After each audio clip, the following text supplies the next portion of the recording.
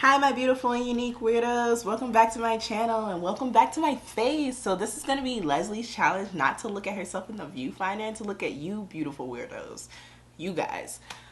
So on today's video we're going to be talking about things only grad students understand.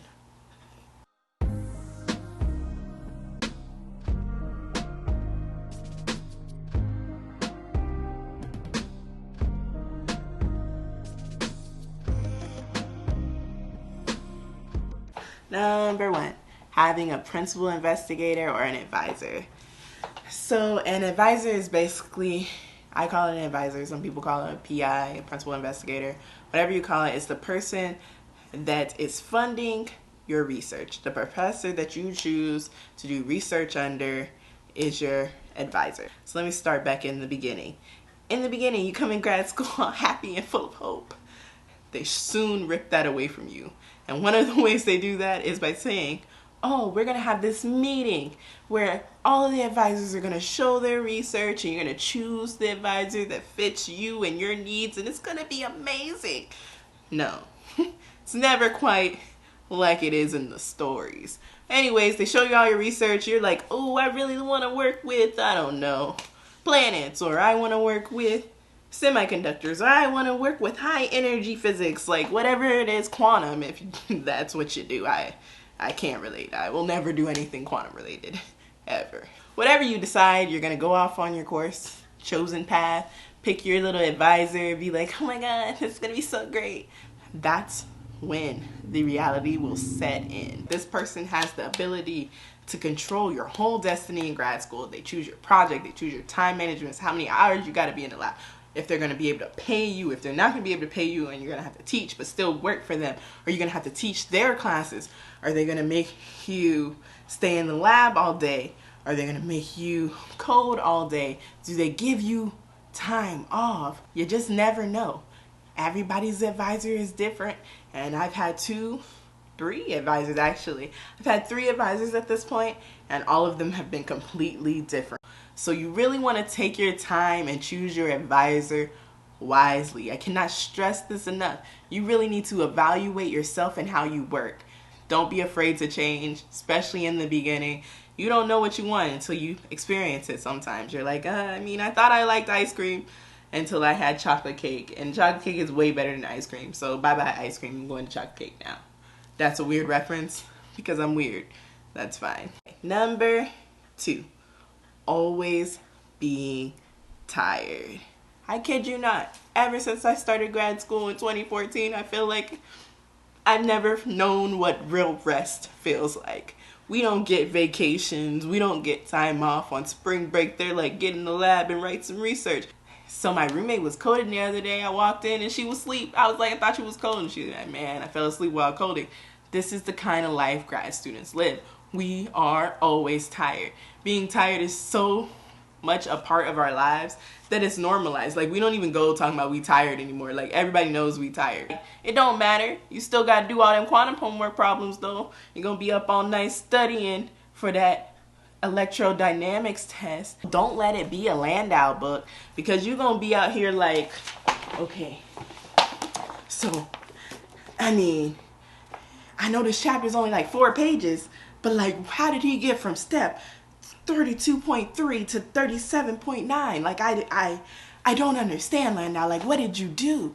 What did you do, my man? Like, I just, what? And then in the middle of you trying to figure it out. Number 3, we get tired of being asked, when are you graduating? We don't know.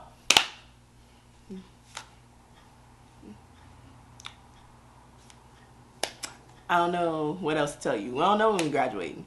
We know we get 1 year, maybe 2 years of classes. Then we go off and do research. And they say it can take anywhere from 4 to 7 years. 4 to 7.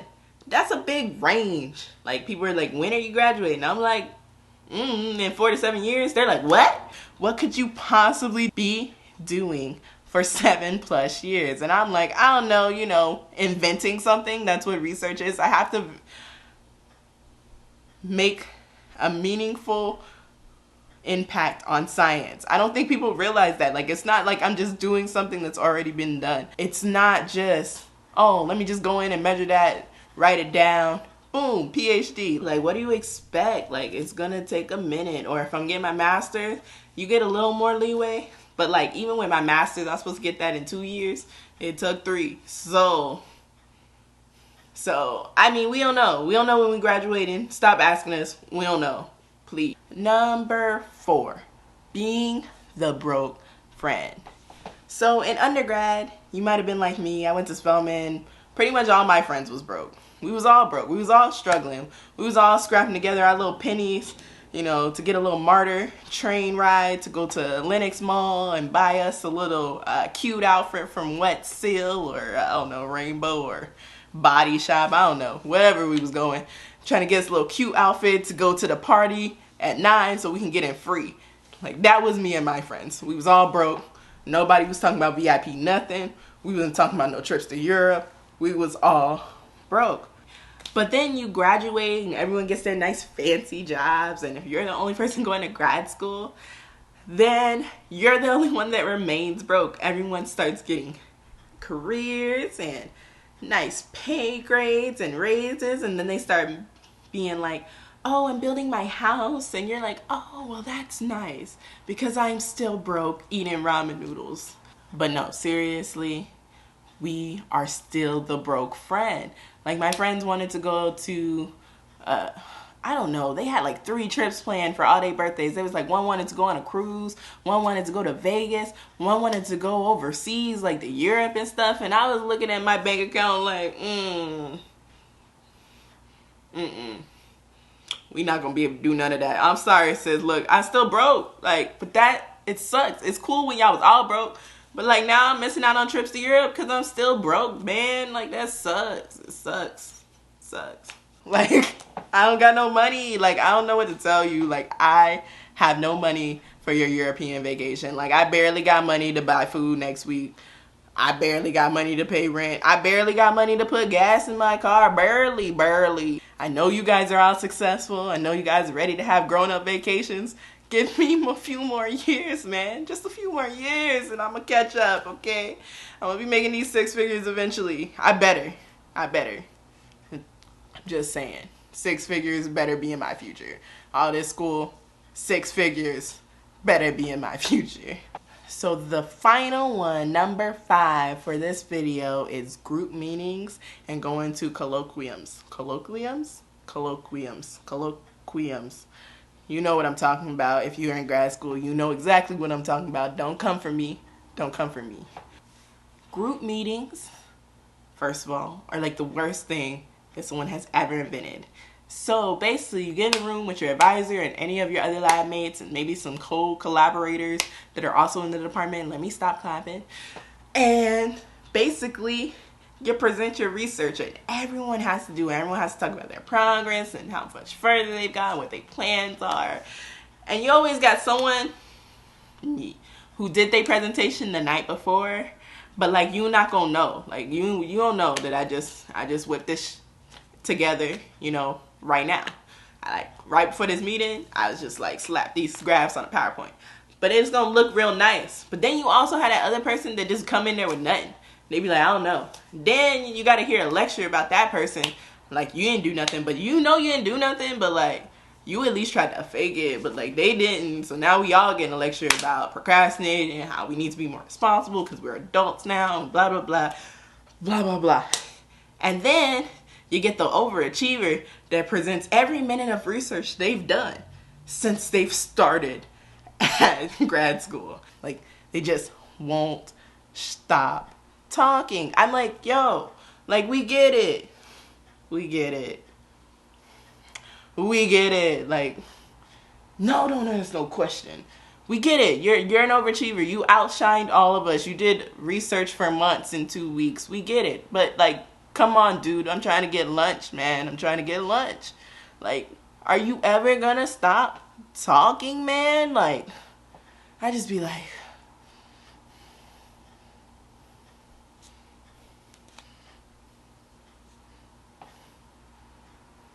oh, yeah. And then your advisor has the nerve to be like, you see, this is what I want from you guys. And you're just like, this man, you know, he messed it up for all of us. And don't get me started on colloquiums. I don't know how to say it. But they're basically meetings that we have some outside speaker come from any area of physics. They come in and they talk to us about their research.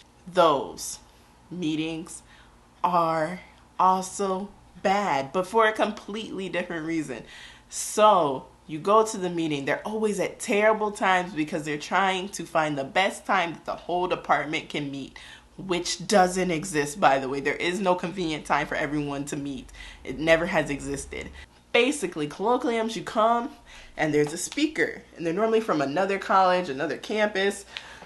They could be from a company, it doesn't matter. They're just a new face from somewhere else, and they come here to present their research to you, which sounds cool, except you have to go to all of them, not the ones that you're interested in. So sometimes they're required as a part of you to graduate.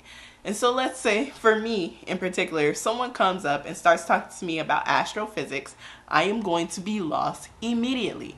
Even if you try to start at like most basic thing, like what is a star? I'm like, I don't know. I don't know what you're talking about. No, but for real, like that's how I feel in colloquiums. Like I don't know what you're talking about. Like what are you saying to me? Are you even speaking English? Are you speaking? They're speaking English. They're definitely speaking English. Like what is that equation? Like is that the same equation from the last page? You didn't have enough room on the slide for one equation? Like what is this? And what's worse is sometimes they make colloquiums mandatory in order to graduate. So now I just be sitting there like, I'm just here to graduate. I don't really understand what you're saying. It took me like 4 years of colloquiums to actually sit there for longer than 5 minutes and not get bored. I was like, oh, I can actually be here for like a good 15 minutes. Good 15 minutes and understand about 15 minutes of your talk. I must be improving. I'm improving. Look at me. I'm doing better. And so we've reached the end of my first video, and in true new YouTuber fashion, I'm sure I looked at the viewfinder way too much. So if you like this video and want more like it, then hit that thumbs up so I know that you enjoyed this type of content. Hit that subscribe button if you just want to see more of my pretty face. Just kidding. You don't have to do that. Like, no one's pressuring you. But I mean, it is right there. Like, it costs you nothing. Hit that subscribe bell. Subscribe bell? Subscribe button. Yeah, go ahead and hit it. So hit that notification bell so you can be notified when I upload. Shout out to my friend Zach. He hit that bell, and last time I uploaded, he was like, look, notification gang. And I was like, that's a real friend right there. You a real friend, Zach. Love you. Miss you. Hope grad school's going okay for you. Anyways, I'll see you weirdos on the next one.